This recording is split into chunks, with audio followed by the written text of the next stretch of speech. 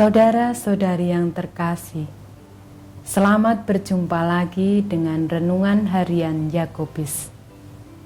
Pada hari ini, kita kembali akan merenungkan tentang kasih yang paling utama, yang terdapat dalam Injil Markus, bab 12, ayat 28b sampai dengan 34.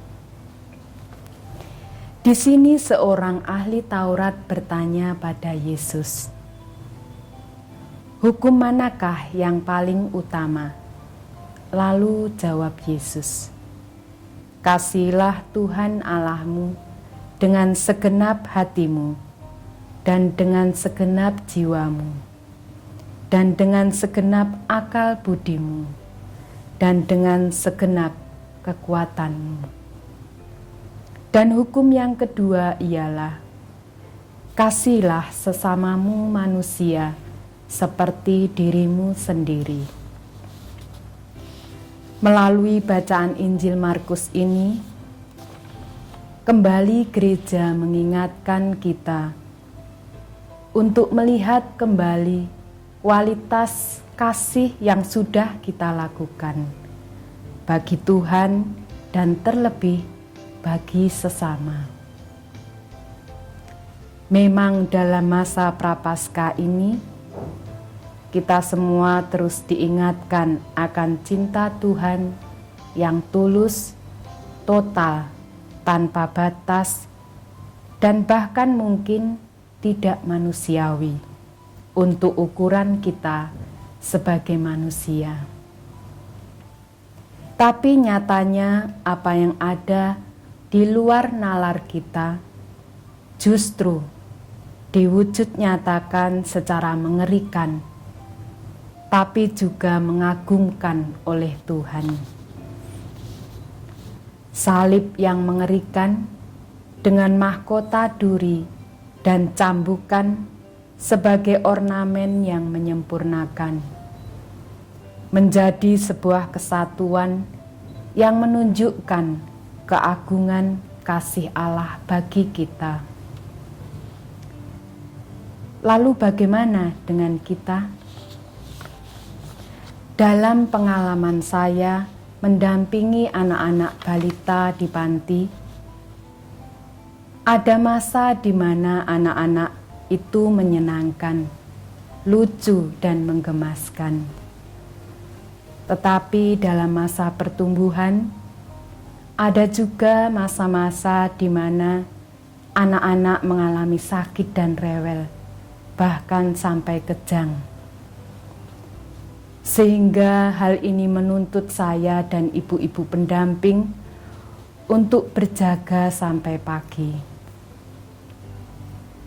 Memperhatikan obat-obatan dan terus-menerus melihat kondisi kesehatan anak-anak.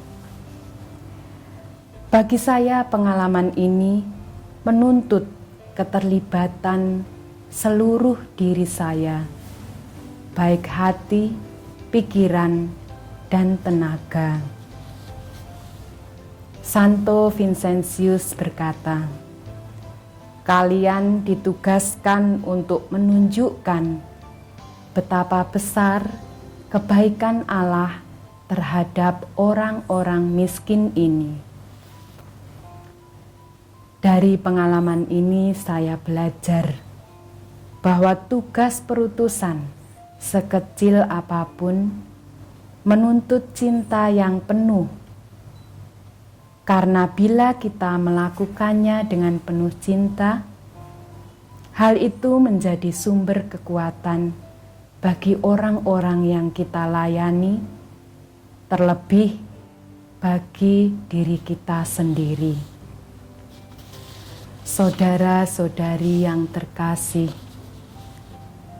setiap hari di sela-sela rutinitas pekerjaan kita, justru sering terjebak untuk menjadi bosan dan malas, melakukan pekerjaan yang itu-itu saja. Cepat putus asa ketika menghadapi situasi yang tidak menyenangkan. Mudah marah dengan mereka yang sudah mengecewakan. Keluarga atau komunitas sebagai bagian yang terdekat dalam hidup harian kita seringkali menjadi kambing hitam atau korban dari kelemahan kita. Kita seolah lupa bahwa di saat yang sama, kita pun seringkali membuat kesalahan-kesalahan yang sama. Tapi apa yang kita lakukan bagi diri kita sendiri? Jelas tidak akan menghukum diri kita sendiri. Tidak ada hukuman bagi diri kita sendiri. Tapi yang sering kita lakukan adalah pemakluman terhadap kelemahan diri dan menuntut orang lain melakukan hal yang sama pada diri kita. Tuhan adalah kasih. Dia yang adalah kasih selalu memberikan pengertian yang mendalam pada diri kita. Kerahimannya yang dianugerahkan tanpa batas. Tak peduli seberapa sering kita mengulang kesalahan-kesalahan kita, seberapa berat kesalahan itu, tak ada kata bosan darinya untuk kita. Itulah kekuatan cinta dan kerahiman. Ketika kita merasa bosan dan putus asa, maka satu hal yang harus kita tanyakan pada diri kita masing-masing. Seberapa besar cintaku pada tugas ini? Pada tanggung jawab ini? Pada orang-orang ini? Saudara-saudari yang terkasih, semoga kita dimampukan untuk berjuang, mengusahakan cinta yang penuh dalam tugas-tugas kita, sehingga pekerjaan apapun yang kita lakukan dapat menjadi berkat bagi sesama. Amin. Tuhan memberkati.